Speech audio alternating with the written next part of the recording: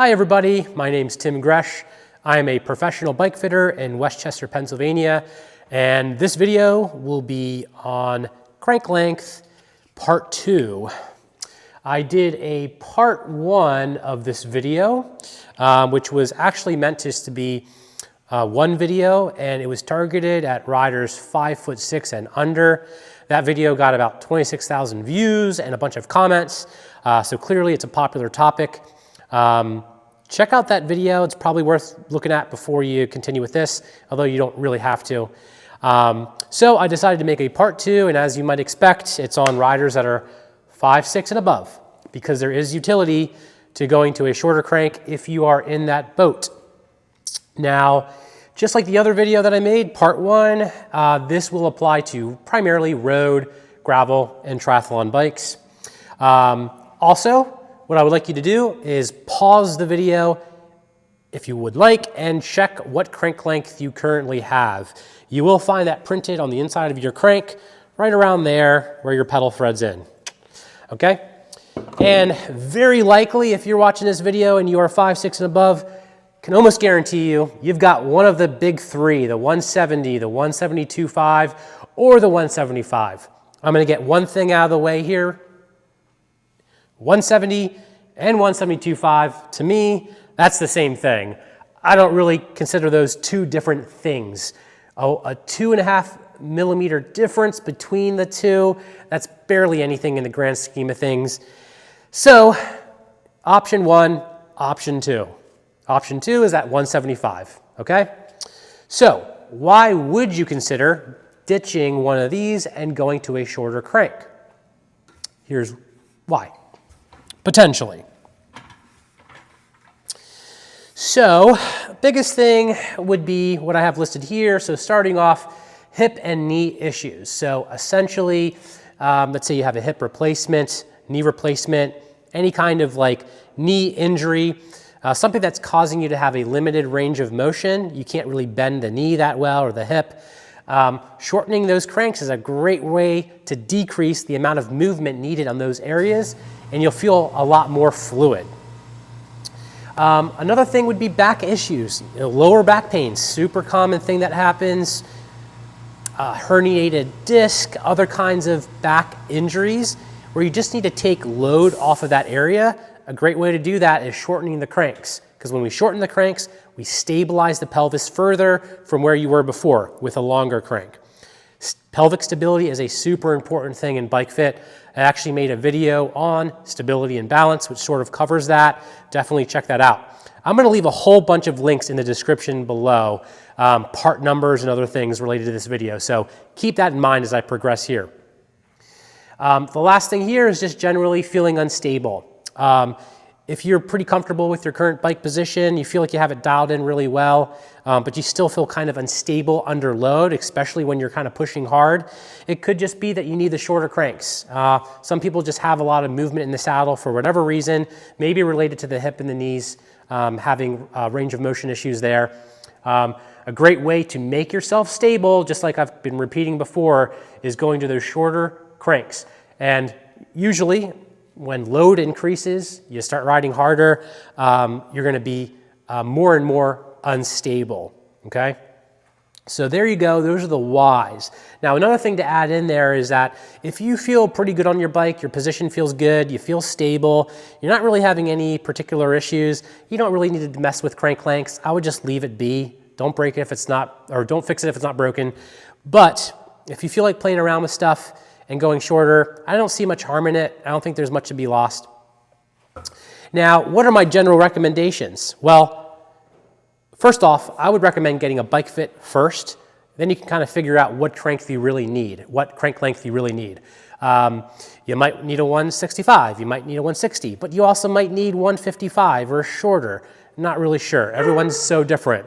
So what I recommend doing, find a good bike fitter. I'm located in Westchester, Pennsylvania, outside of Philly. Happy to help. I schedule bike fits here at my studio. Best way to reach me would be tim@greshfit.com.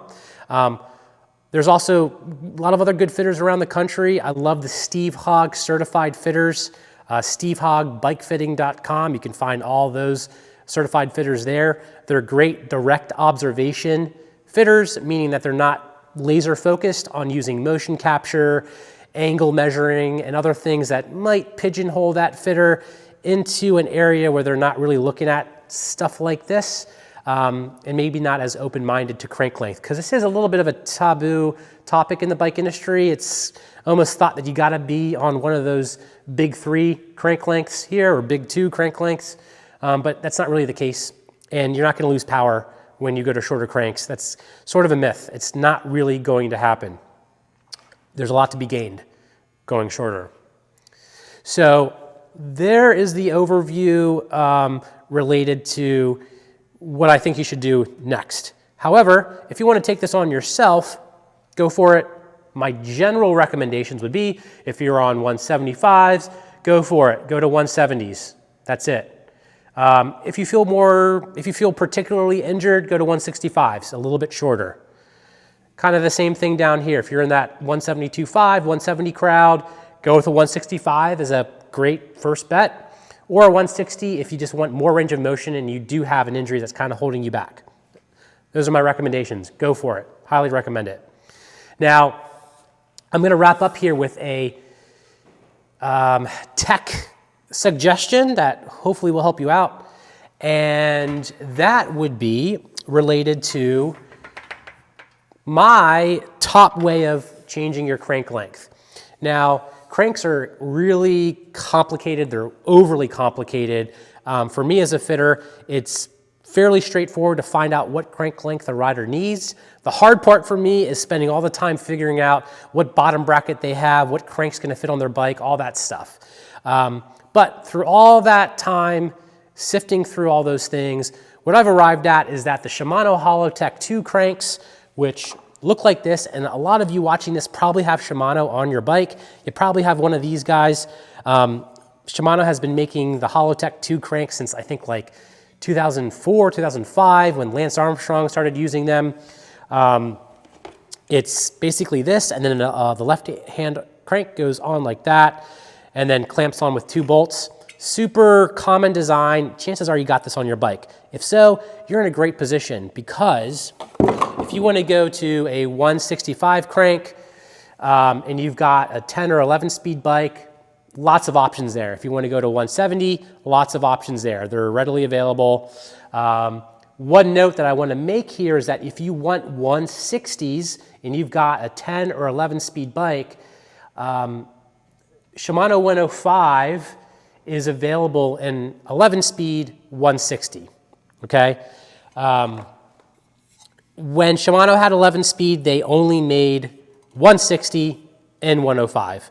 I'll leave the part number for you so you can look this up online. They actually discontinued this, but they might be floating around. They are still making just the arms without the rings, so that's another thing. I'll leave that part number as well. But here's the way for just 160 if you want to get that on a 10-speed bike or 11-speed bike. This only came in a 50-34 in this configuration, although you could use your chain rings and put it on just the crank arm only option. So there's your 160. Again, that's just 160 only. And I am here putting 10 and 11 in the same boat because 11 speed came in more variety and more readily available, and you can backwards use 11 speed on a 10. I do it all the time. 11 speed chain rings or crank sets work on 10 speed really well. Now moving down, the current modern day 12 speed Shimano is awesome because they make that in 160 to 170 all day long, all the chain rings in your 3 main Shimano 105, Ultegra, and Dura-Ace. Here's what they would be referred to in their part number, 7100, 81, 9200. And just like up here, you can use a 12-speed crank on 11-speed just fine. So if you've got that 11-speed bike in particular, you're set pretty good because you can use those future or those current made 12-speed cranks down to the 160. So that's some free input. Super easy to install this on your bike if you got that Hollowtech 2. Another thing too is there's a lot of good non-Shimano options as well, especially if you want to go premium. Appleman makes really good cranks. Here at the studio, along with bike fitting, we also build custom dream bikes, particularly with 7 cycles. And on a bike that I built for myself, I put Appleman cranks on. I use 165 cranks and love them. So here's what the Appleman looks like. So this is if you want to go with more of a premium crank. You can actually choose the color of the crank on there. This is the Midnight Blue, but he's got lots of other colors to choose from. So these are awesome. So you can be creative with it if you want. You're not stuck with just Shimano or SRAM and all that stuff.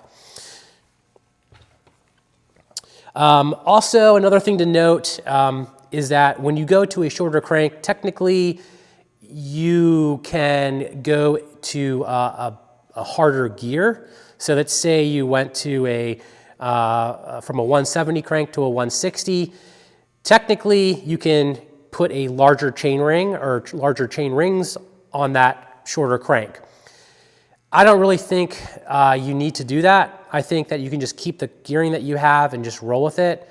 But I had a discussion with Appleman about this, and there's a formula that you can use to calculate that if you want to get into the weeds of it. I don't really think you have to. I also went on Sheldon Brown's website. I'm sure you probably know who Sheldon Brown is if you've been cycling for a long time. I've been going to his website since I was probably a teenager, and he's got just basically a bike glossary. And he also has some stuff written about this topic. It's called gain ratio, so you can dive into that if you would like. And on Sheldon Brown's website, because I was doing research on this, just trying to figure out a little bit of the history on crank length and why we arrived at these big 3 crank lengths, the 172.5 and whatnot. And his view is that crank length is just kind of, number one, overlooked, and number two, people make it into a bigger deal than it actually is, which I totally agree with. You're not stuck with these crank lengths. Whoever came up with the 170, 172.5, and 175 that dominates most bikes, I mean, I don't know where you can really find that information, why that really happened, but the bottom line is that you can go shorter if you want to. You're not going to lose power. It can have a huge impact on your riding, even if you are not necessarily a shorter rider. I hope this helps. Thanks for watching. Leave your comments below. I love hearing them. And I will have more videos coming, maybe a crank length part 3. Thanks for watching.